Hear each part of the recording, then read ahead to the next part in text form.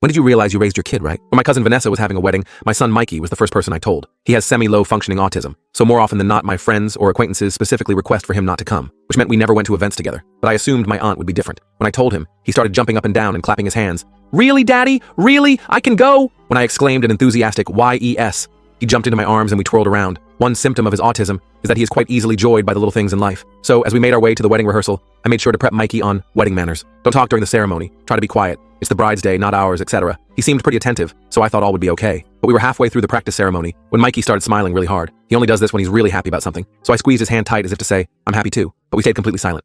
Like, radio silent. But when Vanessa made it to the top of the aisle, she screeched, "Excuse me? What is he doing here?" My heart dropped, and I turned to Mikey, who was still smiling, not knowing she was talking about him. No one else said anything. But instead of just continuing the ceremony and focusing on her wedding, Vanessa turned to her groom and screamed like a banshee, "I thought you told him not to come?" By this point, she was pointing straight at Mikey, and he started tearing up. The audience was silently whispering, and I even caught sight of a few looks of disgust towards her. Unfortunately, they were the minority, because most of the audience were nodding their heads in agreement, as if it was the most disgraceful thing they'd ever seen. I wanted to yell at Vanessa, to tell everyone I can't wait until she dies of obesity so me and Mikey can dance on her grave, but I didn't say any of that. I wanted to be a good role model for Mikey, so we just walked out. As soon as we were outside the church, Mikey had a meltdown. "Why would she say that about you, Daddy? That was so mean." I thanked the heavens he didn't know it was about him. "Son, some people are just bitter because they don't like themselves." Luckily, this was just the wedding rehearsal, and 2 days later, the real wedding happened. Luckily, Mikey believed the one we went to was the real one, so he didn't question it when I left him with the babysitter for the day. I'm a pretty big marriage guy, so for the first half of the day, I let Vanessa have her moment completely undisrupted. It wasn't until dinner that I tapped my glass to make a speech. The whole room was silent. Vanessa took the opportunity to mouth the words, "Thank you for not bringing him." I smiled, but not for the reason she was thinking. As you can see,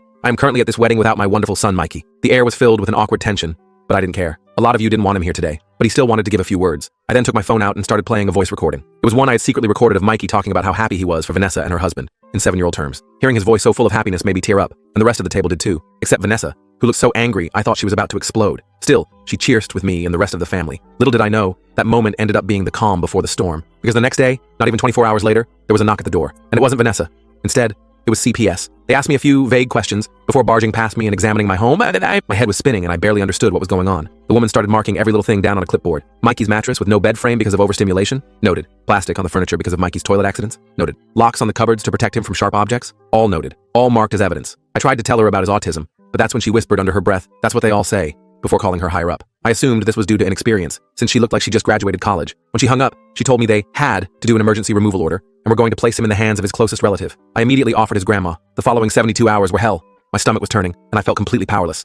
And above everything, I was angry. I knew somehow Vanessa was behind this, and once everything was said and done, I planned on making her pay. Because insulting me or my son is one thing, but taking him away is another. The rest of the full story is on my channel and linked below.